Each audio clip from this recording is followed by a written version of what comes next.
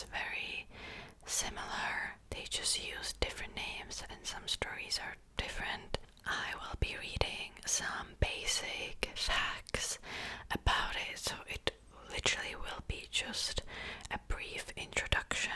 I'm planning on making specific detailed videos about certain topics or events or gods later on. Alright, so even if you know absolutely nothing about Roman mythology, you will know a lot of their names because the planets were named after the Roman gods. Alright, so now let's begin. So the Olympians are a group of 12 gods who ruled after the overthrow of Titans. All Olympians are related in some way. They are named after a dwelling place, Mount Olympus. The Romans and the Greeks shared stories, but they used different names. Alright, I already talked about that basically. So, let's start with some basic facts now. The ancient Romans believed in gods, and there was usually a god for everything in their life. Many ancient Romans had shrines in their homes to worship gods. In the beginning, gods were faceless, formless, and powerful. The ancient Romans were very religious and believed their success was due to their strong belief in the gods and what the gods would do for them in return. The ancient Romans believed that if you maintained a good relationship with the gods, they would be kind to you. There were correct ways to practice a prayer in ancient Rome. The Roman calendar was built around religious observances. Early Roman mythology says that Rome was founded by two twin gods, Romulus and Remus. Romulus and Remus were raised by a she-wolf.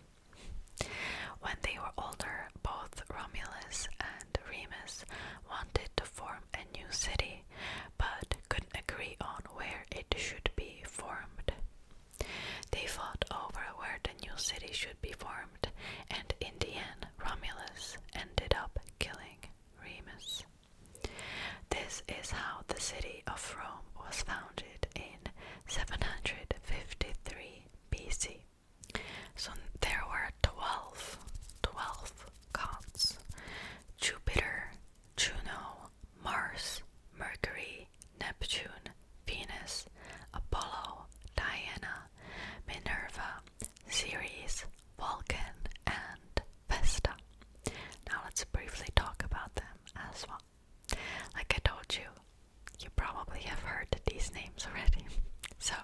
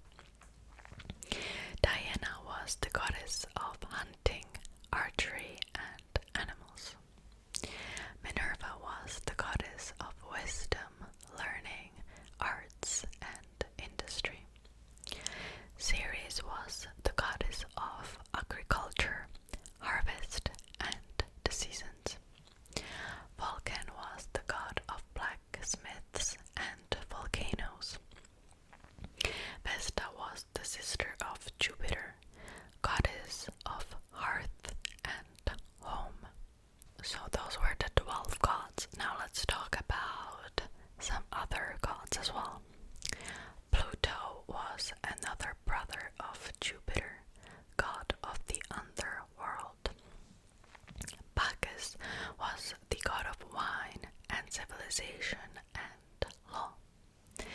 Hercules was another son of Jupiter with a mortal mother. He was half god, half human. Cupid was the son of Venus, carried a bow and arrow, and shot people to make them fall in love. Pegasus was a winged horse who could fly. Orpheus was a son of Apollo and Calliope, the most famous musician in the ancient world. Pandora was created by Vulcan and was the first woman made from clay. And Cerberus was a three-headed dog that guarded the underworld. Alright, now let's talk about some basic facts about these gods. Jupiter held thunderbolts in his hands, which he could throw from the sky. Juno's symbols were a pomegranate and a peacock. Mars was the strongest and more fearsome god, next to his father Jupiter. The symbol for Minerva was an owl. As god of the sea, Neptune carried around a trident. Ceres was always depicted as carrying around a bundle of grain, as this represented the harvest and agriculture. The word volcano comes from the god Vulcan, as he represented volcanoes and blacksmiths. It was known that if he became too angered, volcanoes would erupt. Diana's symbols included the moon, the snake, and the bow and arrow. Mercury was the messenger of the gods. The wings on his helmet and sandals allowed him to move very quickly to wherever a god might send him. He was reliable and could be counted on to deliver messages. As the goddess of hearth and home, Vesta kept a flame burning in her temple that represents the hearth of Rome. Jupiter's father was Saturn.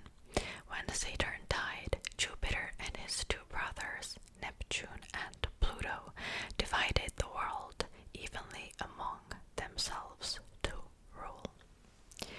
Jupiter took the heavens, Neptune took the sea, and Pluto took the underworld, and they were all happy with their choices. Although Jupiter's wife, Juno, ruled over all women in Rome, she especially watched over married Roman women. March the 1st was the day when the ancient Romans would honor Juno. It is said that Mars was tall and handsome, but very mean. Apparently, he didn't care who won or lost a battle, because all he cared about was seeing bloodshed and battle. Despite the gods not really liking Mars, mortal men worshipped him and often prayed that he would fight alongside them. Apollo and Diana were twins. Neptune had flowing green hair and deep blue eyes like the sea. He was full of energy but had a bad temper. Pluto was not the god of death, and he wasn't lonely in the underworld. Mercury could fly faster than any of the other gods. He was very popular and people trusted him. He was a good negotiator too. Minerva was born from Jupiter